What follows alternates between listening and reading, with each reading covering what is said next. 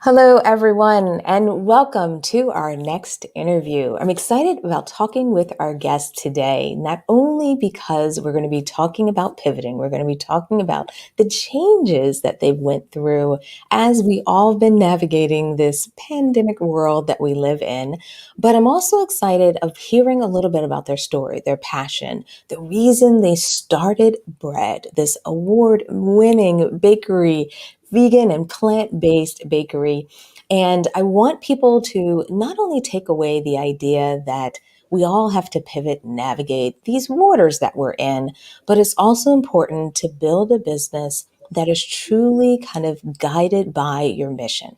Understanding what your mission is, why you serve your community, why you do what you do is such an important driving force for businesses and such an important thing to have when you do have to navigate rough waters. So I'm really excited of really diving into the vision of BReD and also talking with our guest today, Natasha and Ed Tatton. So welcome, welcome. I'm so glad you're here today. Hello, Stephanie. Thank you for having us. Hey, Stephanie. Nice to be here. Wonderful. It's so good to get a chance to hear the backstory because, often for a lot of businesses and brands, people know them as consumers. We know you as, we follow you on social media and everything. But it's wonderful to have these sessions like this because it's an opportunity to get a little bit of the backstory, an opportunity to maybe hear why you're doing what you're doing and why you're so passionate about it. So before we talk about some of the things you've had to do and some of the changes you've had to do over the last year or so, let's give everyone a little bit of background on the business, how you got started, and what is your driving kind of vision. BReD started very grassroots in a restaurant that I worked at. I've been a chef worked in kitchens since I was 13, so always had a passion for food. And BReD started in 2016. Almost just pre-order through Facebook. I used to only make one type of sourdough every week, and the customers would pre-order, send me a message, or order for the following week. They'd pick up and then pre-order for the following week. And it started at 30 loaves a week, and over the 18 months that we ran it at the restaurant that I was sous chef at, it was averaging 150 loaves a week. And it was the customer that were asking us to open a bakery. We kind of did it just for a little extra money to help with our wedding, and it just grew naturally. So it was really exciting project, and really sort of made us think, okay, maybe this is a business that we can, really thrive and achieve some great things.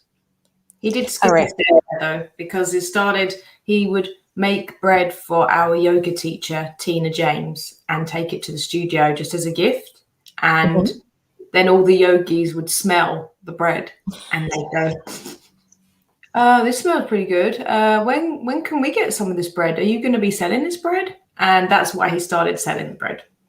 Nice batch thing. It was literally like, maybe I could sell it to all the people at the yoga studio and friends and people that work at the restaurant. And long before, so they started all telling their friends about it, and then it just grew like that, didn't it? Mm-hmm. That is wonderful. I really love it when people build businesses based on demand, but also on feedback. I think a lot of times, we kind of go in our corners and think we're going to build this amazing business in the corner, but it's such, I think, an amazing place to be when you have customers that are looking for it, when customers are getting that scent in their nose and they're like, when am I going to get my bread delivered? I think is so inspiring.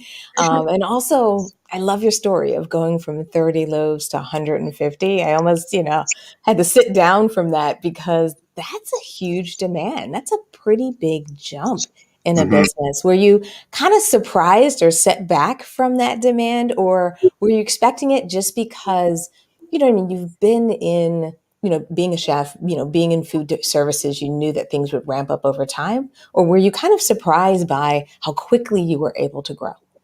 Yeah, I think it took everyone by surprise, really, because even the owner of the restaurant, Outer Bistro, I worked there for almost 6 years as a sous chef, and it was kind of like, he was like, "Oh, we won't really even charge you anything." He was giving me like it almost for free, the kitchen, because we were like, let's just review it in 3 months. Maybe it would just die off.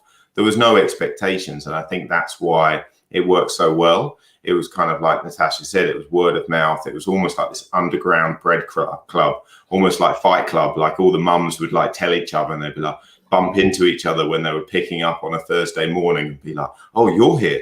Like, how do you know about it?" sort of thing. And they almost didn't want to tell their friends eventually, because then they were like, "Oh, we might miss out and not be able to get our bread for the following week."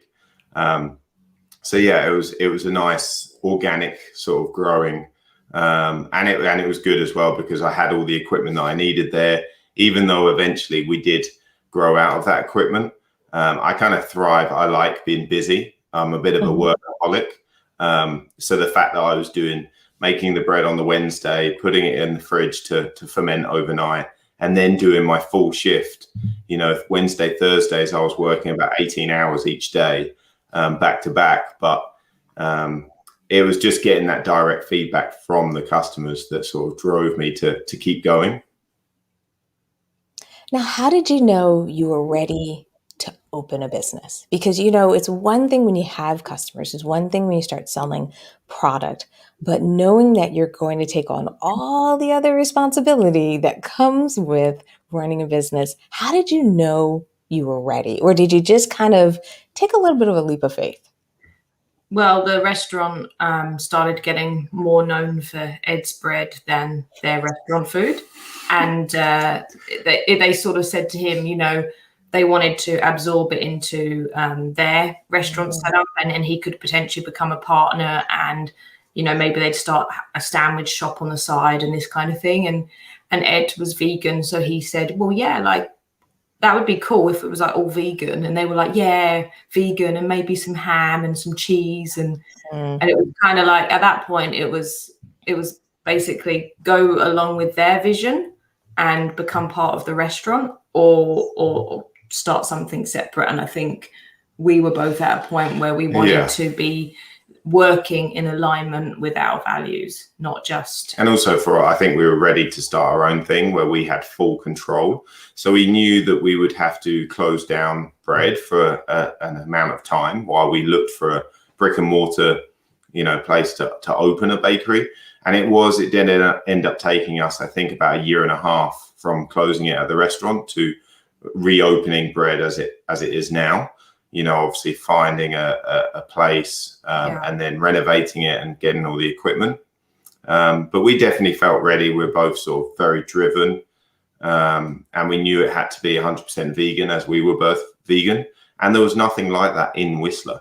There's a few bakeries, but no one that specializes in sourdough, and no one that's 100% plant-based. That's great. I love it that you found your market, your niche. And also, I love that you're sharing the story, the idea that you almost had to shut down what you were doing to grow. A lot of times when we read stories, when we hear about businesses, we think it's just, when the growth lever is pulled, it's all steam ahead. But the reality is, to really get where you want to be, sometimes in a business, you have to make some shifts. You have to maybe stop doing certain things so you can grow. And that can be a little bit tough for a lot of business owners, because, they're afraid to let go of one thing, realizing that they need that time to grow. Did you ever feel that push and pull, or did you really feel like this was the right thing to do? We felt confident in it and so forth. Or did you ever feel any of that, oh, maybe we should have, maybe we shouldn't have thing? Because I know for many of us, that can be a hard time in a business. Yeah, I think the more that you know about veganism and animal cruelty and all these sort of things, the harder it was for me to work at the restaurant, because they weren't vegan. So I was cooking meat and fish and everything like that. And eventually I didn't lose my passion for food. I lost my passion for cooking that sort of food. And that was a real driving force. If we want to do this, this is the road we should go down. And for me, I've been teaching English for 15 years. And at the onset of us talking about starting a business together, I really thought that I would be more in the background and continue teaching. And very quickly, when we started writing business plans and realizing what was involved, I had the realization that I was going to let go of my teaching career. and just go full throttle into running the bakery with Ed. And it was a little bit of a wake up, but at the same point, I'm so glad I did, because teaching English to second language students has totally dried up as an industry in English speaking countries because of COVID. The international flights were cancelled, people weren't moving around, and all the schools shut down. So you'll find all over the world that the language school industry is totally dried up. So actually just going with your gut and taking a leap of faith into another industry was a great choice for me. And I'm glad to hear that, because it can be hard sometimes to give up something you've done for years. It's sometimes hard to go into that unknown. So I'm really, really happy to hear that, you know what I mean? You kind of had to wrestle over that decision, but I'm really glad to hear that you made the leap. And obviously, from all the amazing things I've been hearing about your bread on the internet, it seems like your community is very excited and happy that you've made that decision as well. So let's talk a little about the pandemic. Let's talk about the impact it had, because I'm assuming once you got everything up and running and things were moving along, you really kind of had a little bit of an established platform. How did the pandemic hit you, and how did you pivot, or how did you manage through that? Yeah, it was definitely a sort of came out of nowhere in a way. Like, we knew that COVID was, going on and everything like that. But it was a very memorable day for us because it was my birthday, March the 15th. Oh, wow. We were 1 week away from our first birthday at the bakery as well. Mm-hmm. So it was kind of like, okay, it's my birthday. I think we're going to have to close down. Like the Whistler Blackcomb, the ski mountain closed the day before. And then everyone was just leaving Whistler. So obviously we'd made all the sourdough. We were like, right, let's bake everything, sell out, and close the door, and then work out what we're going to do. And within 24 hours, we launched our online shop, and we had to lay off all our staff. They all sort of flew back to Australia and Ireland and the UK. And Natasha and I went back to grassroots, and we just did it, the two of us, for almost 4 months, where it was just all online. So it was a bit more updated than how BReD started, with a little book. People will be able to pay online. There was a lot more options of what they could buy.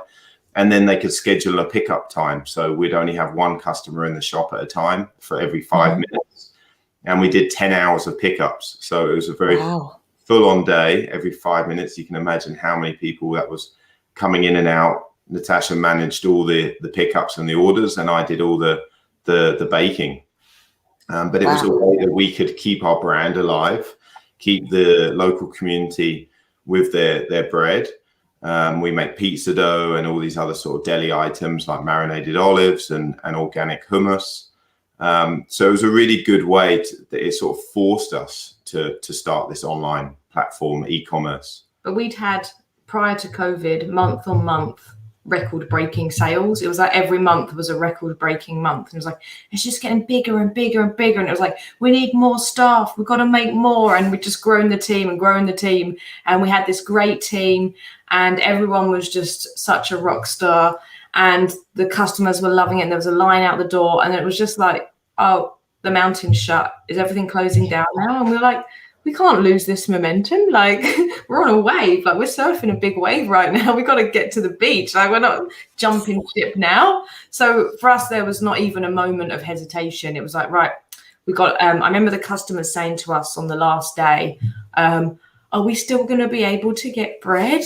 And I went, yeah, we're going to find a way. You're going to get bread. I was just like, I'm going to figure it out. Let me just sell this for today, and we're going to figure it out.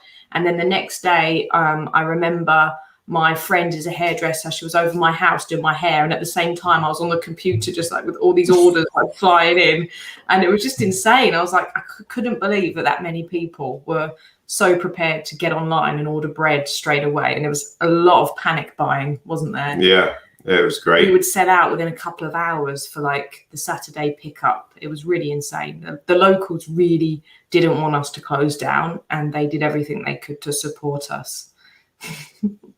That's wonderful. I mean, you love it when the community rallies around you.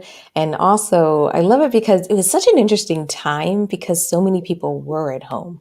so many people were in front of their computers that it was kind of interesting how a lot of people shifted their activity and said, well, maybe I'll get online, maybe I'll check it out. So it was good to hear that not only worked in your favor, but also allowed people to be able to continue their traditions of getting bread, because it was a hard time for a lot of people to adjust. And sometimes it was nice to be able to hold on to things, that we had kind of done, as many of us now talk, pre-pandemic, post-pandemic, and being able to kind of hold on to some of those traditions and those things to look forward to. So I'm sure you're bringing a lot of delight to everyone's day. And also, I really am still like getting over the idea that we had 5-minute pickups over a 10-hour period. Yeah, it was pretty insane. But I mean, I think the customers did like it because they could see we had a table at the front door. So there was enough space for a customer to come in and pack their bags. I think they really felt safe because it was just the unknowing of how close can I be to another person. But we have a nice big outside area that's pedestrianized that, people could give each other a wave at least. They could see each other, they could recognize other customers. So there was that community vibe, but it was done in a safe way. So I think people really respected us, that we were really sort of like on board and kept our eye on what was happening. Yeah, it's great. Now, walk me through this, and this just maybe because I don't know the lay of the land, but being in a ski resort, like when I think of that, and maybe this is too much of my US brain, I think of mostly travelers. I think of mostly individuals who are coming to the ski resort. But it sounds like from our discussion that you really were servicing the community. So can you give me a sense of the lay of the land and how you work with the community, how big the community is around you, and kind of that sense? Just because some of our listeners are in the US, and with you being in Canada, I just want to make sure they get a flavor of how your business is set up and how it works with the ski lodge and the community. So Whistler Blackcomb is one of the largest, if not the largest, ski resort in North America. And it is comprised of two mountains, Whistler Mountain and Blackcomb Mountain. And the main village is nestled between the two. And the mountains are also connected with a gondola that goes between the two peaks. But we are actually on the backside of Whistler Mountain. We are in the original village called Creekside. And we have a gondola that goes straight up to Whistler Peak as well. And for many years, this village kind of sat empty, and everyone just went to the main village. And all the locals, so the local population is about 10 to 12,000. That's permanent residents. And we have about 3 million visitors a year.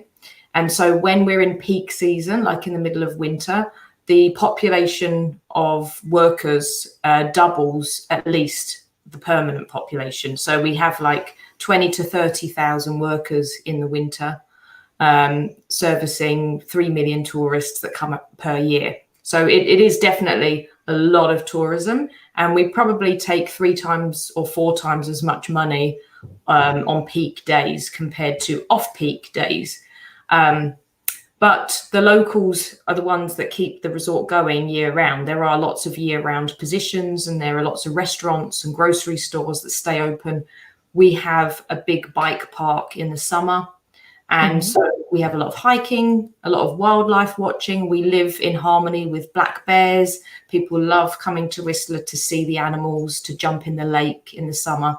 It's a year-round resort, really. So I love that. Yeah, so it was weird that the Creekside village was empty once the main village was built in the 90s. The Creekside village sat empty. We moved to Whistler in 2013, and we saw this kind of like empty ghost town at the bottom of the mountain. And for us and a lot of other people, it didn't make sense. Why isn't this village like going? And so when we saw in the paper that a new landlord had bought the Creekside village trail and wanted to reinstate local businesses, we were really excited. We got in touch and we managed to secure a lease on one of the spots. And because we already had a following from Ed selling bread at the restaurant in the main village, those people were willing to travel down to Creekside, wherever they lived in Whistler, and come and get the bread. So I feel like we've become quite an anchor to the revival of the Creekside village. And now there are other businesses. There's actually a vegan hairdressers that's opened opposite us that we're really excited about. And there are some other businesses that some of them are in a bit of a transition period, but there's new things coming and going. But there's stuff basically in almost every spot now, which is great. So that's that's how we established ourselves. But yeah, definitely the visitors, second homeowners. We have a lot of people in the States that have second homes up in Whistler. It makes a great ski vacation for you guys because your dollar to dollar is, you get a good rate. So come and see us in Canada when you can. The border's going to open soon, and we're looking forward to welcoming all of our American friends back. That is great. I love that sense of not just business community that you're talking about that's kind of being built, and how you were even, one of the first businesses to really jump in there. But, as a vegan myself, I get so excited when we can share our veganism through our businesses. When people get introduced to veganism, sometimes not only by products and services, but also by us being members of the community, people interacting with us, getting to know us and so forth, that kind of vegan message. And, a lot of times our vegan kind of perspective can spread, that it really gets me excited. And that's why I was asking about the population, because not only is it interesting to see, how you can bring veganism to your local community, but with that many tourists, it's really exciting, the idea that you could introduce them to vegan options, vegan bread, and really getting them to understand that there's great quality in it, that it's something that not only should they be munching on, there should be something that they, turns into their standard kind of staple, or maybe something they even look forward to every year when they come back. Totally. I think for us, it's educating our customers that there's no compromise, that there really is. It can taste just as good or better. And for myself, coming from a fine dining background, I really strive to make it as good or better than its sort of counterpart, or, what it's compared to, because people are very critical when they see that we're 100% plant-based. They're like, oh, I'm not sure if this is going to be as good, or, my grandma makes cinnamon buns, they're pretty good, and all this sort of thing. So, it starts with us using the best products that we can. We strive to be as organic as we can be. So we're moving, to increase that more and more. At the moment, we're about 35% organic. Well, certified. Certified, yeah. It's so difficult. There's some farms that are not certified, so we can't really count them in. And then you have like the non-GMO as well. It's different. It's different to organic. It's still better than GMO, but it's so we're always working towards increasing the amounts of organic that we use. But there's other factors to consider as well, like how local ingredients come. Supporting like female businesses. We're very passionate about any sort of empowerment to people that need lifting up in any way. We look to do that as well. We look to have some kind of social impact, environmental impact, but always focused on saving animals at the heart of it by being vegan. I love that. I think that's so important. And I think we can lead the way as business owners when we make these things important in our business. Yes, we need to grow our businesses. Yes, we need bottom lines and all that great stuff, but we also need to make sure that we're building strong communities, that we're supporting other businesses that share our ethics. And also, we have the same challenge here in the US with certified organic versus organic, because some of the farms or some of the businesses, it's pretty expensive to get that organic certification. So while they may be organic in their practices, they're not able to get to that certification. And the idea is that we should support them, because by supporting them, they can ultimately get to that certification level if they choose. So I really love hearing that those are at the heart of what you're doing. And obviously, saving the animals is something that we all strive to do as daily and as much as we can. Let's talk a little bit about what you've learned. Let's talk about what's something that maybe because of this shift that you had to make, that it changed your business in a way that maybe surprised you, especially now that the world's opening up a little bit more, now that you're doing online and still, people are coming in the store? What is some of those things that maybe transitioned your thinking or transitioned the way you ran your business that you learned kind of when we were in these like lockdown and very uncertain moments last year? Well, I think there was a lot of emphasis before COVID on planning. And I remember starting to get hold of an external person that could help us with strategic planning and bringing the team in to make these 3-year, 5-year plans. And it seemed like quite a burden to have to do something like that. But then COVID came along and it threw a spanner in the works for everyone. And I think it's just shown us that planning long term, especially, is really a waste of time. What you need to do is have a concept or have an idea, test it, see if it works, and react. And for me, that's very reassuring because I can't think barely beyond a year ahead in the future. So making 3 and 5-year plans, that's why I was getting somebody to come and help us, because I couldn't really think like that. But now it's kind of, I've almost been told by the universe, yeah, that's the wrong way. Just you don't know what's going to happen. You don't know what's going to come along. So all you can do is be reactive. And so that's kind of the main lesson that I've learned from what's been going on in the last year and a half. Yeah, definitely. You can't really, like Tash said, like with staff and things like that, people, their situations change. So we have to just learn to go with the flow. Yeah, I agree that a lot of us haven't until last year learned how to be nimble enough, how to make changes and make decisions quickly. I think a lot of people were used to the idea that they could think about it for a while and then decide on what they're going to do in their business. And I think last year has really taught us that as business owners, we have to make decisions, even if sometimes we don't have all the information, even if sometimes we don't know exactly what the outcome is going to be. The idea is delaying that decision can delay and then sometimes hurt businesses. I'm with you. I go a little bit back and forth on 3 to 5 year plans, especially for new businesses or smaller businesses. I do think there's some value in it in a sense of where do you want to be destination wise? Yeah. But I agree that sometimes we get a little too focused on this 5-year plan. And when I talk to a lot of people, they really don't know what they're going to do 2 months from now or 3 months from now.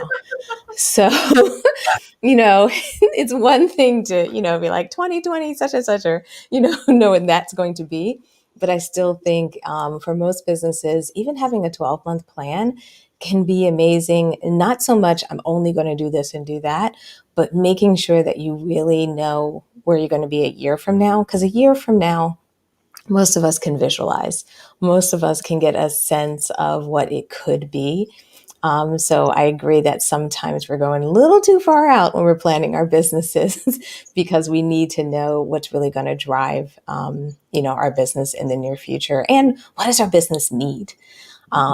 Anything else that you guys learned? Did you learn anything about, I heard that you were doing hummus, you were doing different things. Did you expand your menu because of it?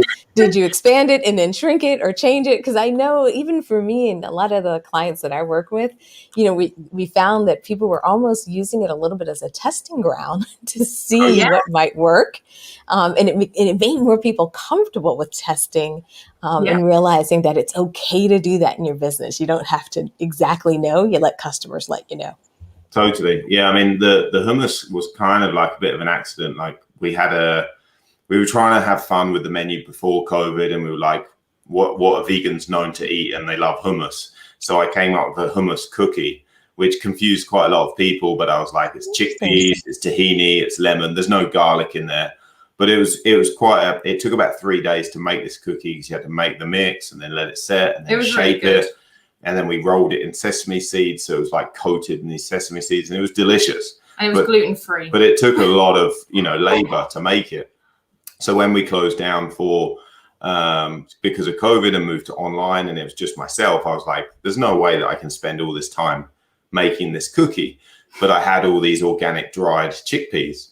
So I was like, well, I might as well just make a good hummus. You know, people at home, you know, they're buying the bread. And then we also had the olives that we were using for olive breads and sourdoughs and things. So we were like, well, we could just marinate those and put them in tubs as well.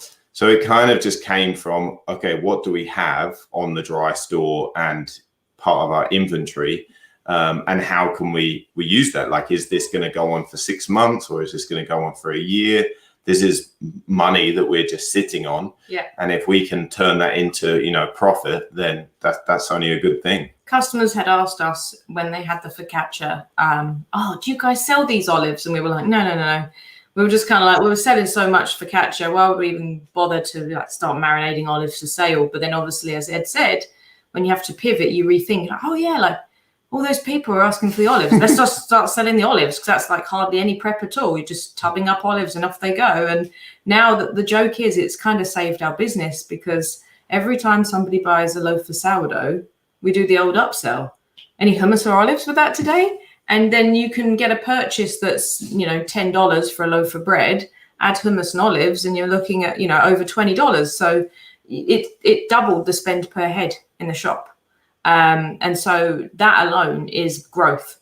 It may not be opening more days or having more staff or more locations. It may not be a fancy kind of growth, but it's the bottom line growth. It's doubling the spend per head, which is massive. So that has actually been a savior. Hummus and olives has saved us.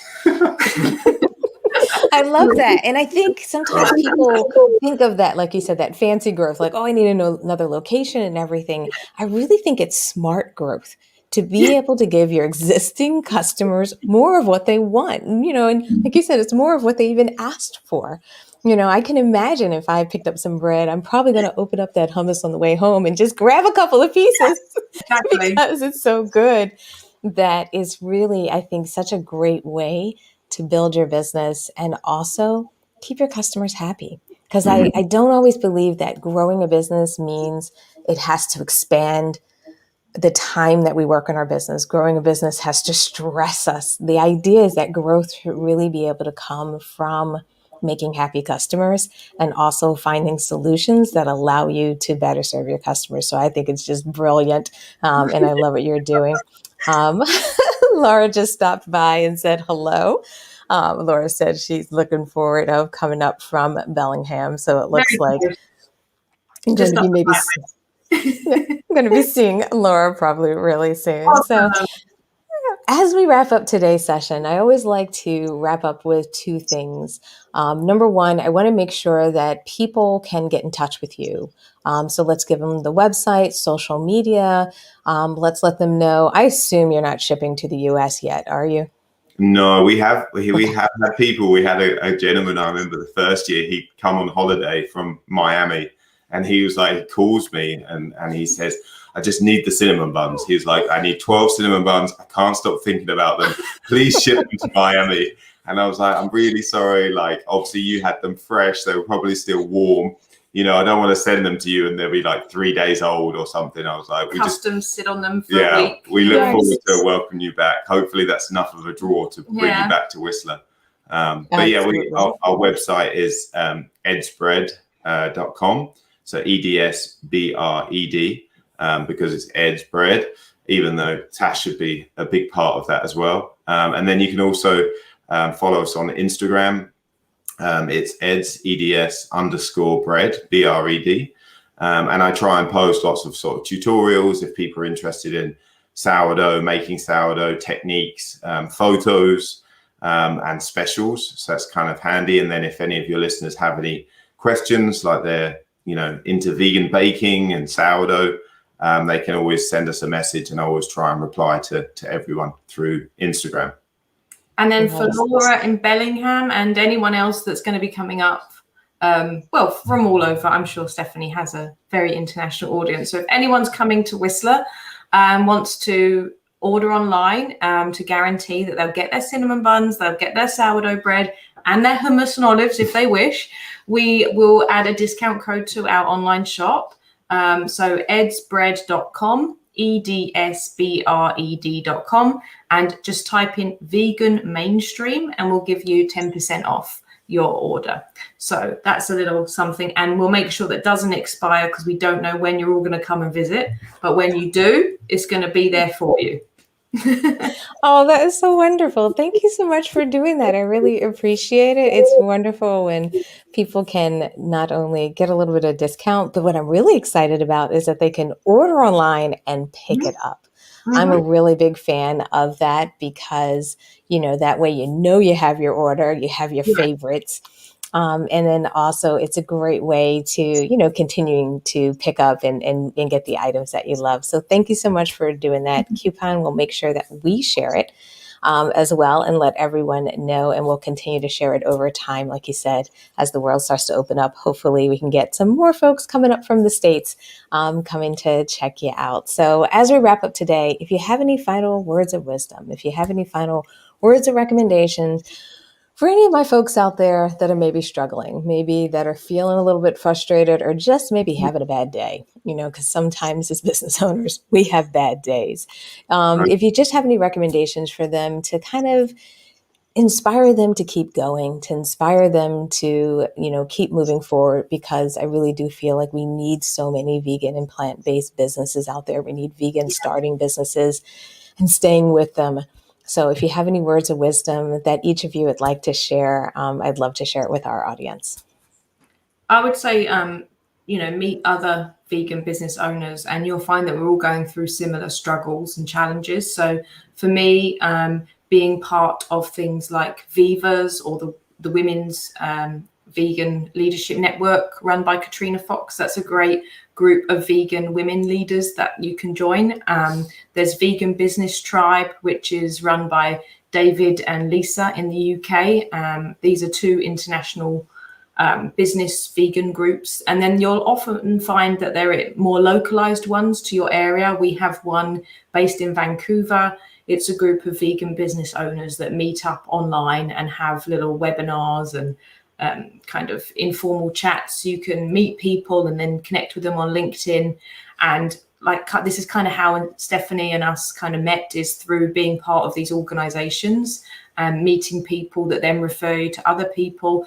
And just find the like-minded people. They may not be in your small town, like in Whistler. We're in a ski resort. My friend said ski resorts mean fondue and hot chocolate, not the vegan type. She's right. But there's us waving our little vegan flag. And if there are no vegans with us waving the flags on the mountains, then we'll go find them around the world. With the internet, we're all connected. So COVID has brought us closer in that way. So that's the great thing. And I would say just believe in the cause. I believe in what you're doing. We've seen a massive growth before, people coming in sort of, oh, you don't have real milk, you don't have any dairy. And month on month, we see more of a demand, people asking, what's vegan? Is everything vegan? The demand is definitely increasing. And if you just believe in that and know what you're doing as a vegan business owner is changing the world. People are making more sustainable environmental, choices with where they spend their money. They might not call themselves vegan, but they're trying to do better, with where they spend their money. So I think it's just sometimes, like you said, it's hard days, but just believe and keep going. It's worth it. Well, thank you for sharing that. I agree, so important to have community around you. It's been amazing the work that Lisa, David, and Katrina have been doing. And I agree that we really all have to, stay inspired, understand what we're doing, because we're really trying to change the world here, and the demand is coming. People are waking up, seeing more and more the benefits of going vegan, and also understand that the amazing quality of foods that are coming out and products just like your BReD, there isn't a sacrifice. You can still love, sourdough. You can still love these items and also save animals at the same time. So I think that is amazing. Oh, somebody just asked if you do vegan fondue. I think that fondue might have piqued someone's interest. Not yet. All right. Not yet on the vegan fondue, but you never know. So thank you. I just wanted to say thank you for joining. We went a little bit longer, but I really appreciate you sharing your story, sharing what you went through. And also just giving kind of our audience a little bit of words of wisdom through all the amazing work that you've been doing. So thank you so much for joining me today. Thanks for having us. Thank It's you. been great. Thanks, Stephanie. Absolutely. And thank you everyone else who's joined us live, everyone who's participated with comments, with our thumbs up. We appreciate it when you enjoy these interviews. And if you have any questions for Natasha or Ed, please, please, please use the comments. We'll make sure that they are passed along. But we also want to make sure that we encourage you to support BReD, even if it's just going and following them on social media, and just making sure the world knows about this amazing business and these amazing two people behind it. So thank you, everyone. Thanks again, Natasha and Ed. And everyone, have a wonderful day. Thank you. Thanks.